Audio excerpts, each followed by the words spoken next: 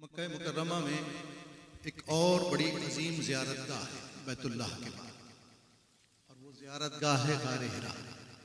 وہ غار حرا جہاں کریم آقا علیہ الصلوۃ والتسلیم نے اپنی کئی سال کی شبیں عبادت میں گزاری، اور جو منصب انہیں ملنے والا تھا اس منصب کے لیے انہیں تیار کیا گیا۔ تو جس مقام پر کوئی نبی بیٹھ کر اللہ کی معرفت حاصل کرے اور اسے امت تک پہنچانے کی کوشش کرے، وہ مقام خود متبرک ہو جاتا۔ اگر کوئی ضروری بات ہے تو کر لیں، ورنہ تھوڑا سا وقت دے دیں گے تو شاید کیفیت بن جائے۔ تو حضور علیہ الصلوۃ والسلام کے سانسوں کی خوشبو سے یہ غار مہکا ہے۔ جب وہ شاخ اس جگہ جاتے ہیں تو وہ پوری کیفیت لے کر اتنی محنت کرتے ہیں کہ یہاں جا کے حضور کے قرب کو، حضور کی سانسوں کی مہک کو محسوس کرنا ہے، اور یہی کامیابی ہے جانے والے کی۔ اللہ ہم سب کو وہاں لے جائے اور اس شرف سے بہراور فرمائے۔ چند شعر دیکھیے غار حرا کی کوشش۔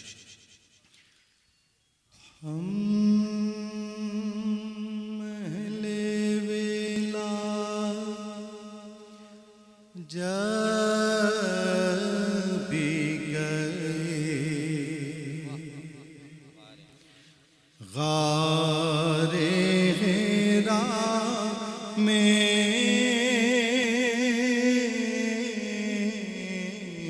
ہم اہل ویلا جب بھی گئے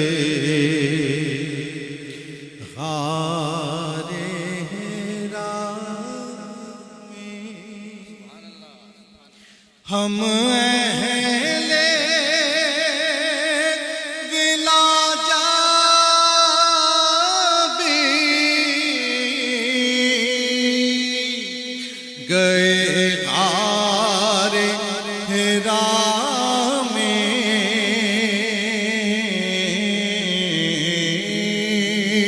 لوٹے تیری خوشبو مزے، غار حرا میں لوٹے تیری خوشبو کے مزے، غار حرا میں۔ شعر دیکھیے، میرے آنے کا مقصد پورا ہو جائے گا اگر میں کوئی فکر دے گیا آپ کو۔ آواز تو سب دے جائیں گے انشاءاللہ، لیکن اگر کوئی شعر منتقل ہو گیا، کوئی فکر منتقل ہو گئی، خیال پاکیزہ منتقل ہو گیا، تو میں سمجھوں گا میرا اجر مکمل ہو گیا۔ غار حرا میں تنہائی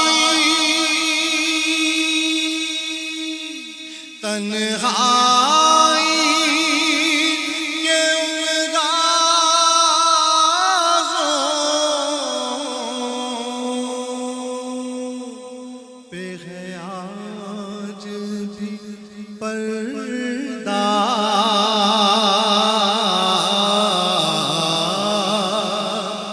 تنہائی کے ان رازوں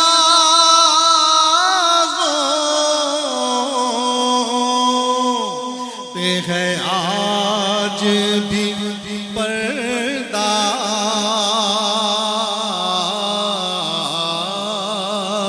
محبوب و محب کیسے ملے غار حرا میں،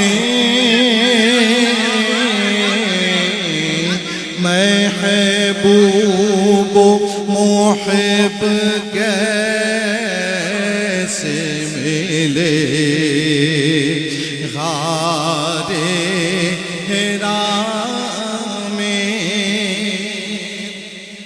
میں آپ کے قدموں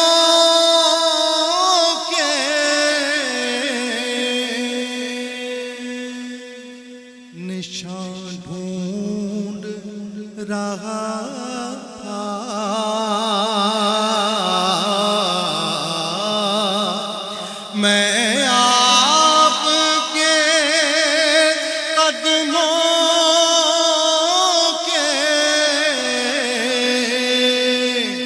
نشاں ڈھونڈ رہا تھا،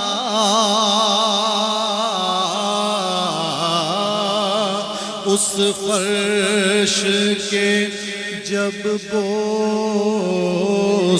لیے، غار حرا میں اس فرش کے جب بوسے لیے، غار حرا میں.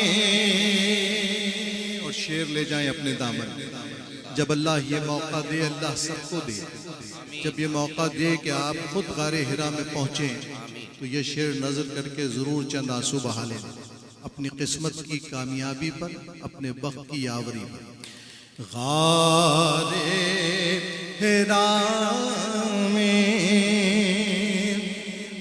ویسے تو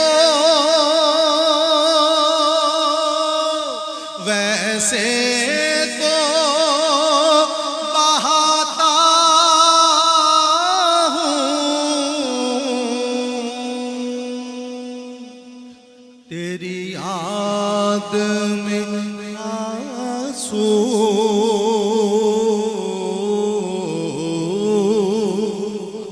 ویسے تو بہاتا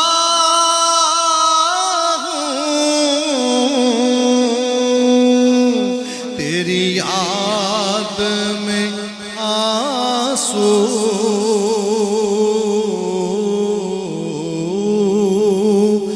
انمول تھے جو اشک بہے غار حرا میں،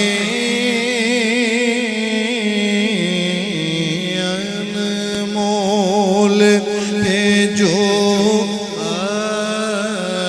اشک گرے غار حرا میں، لوٹے تیری خوشبو کے مزے غار حرا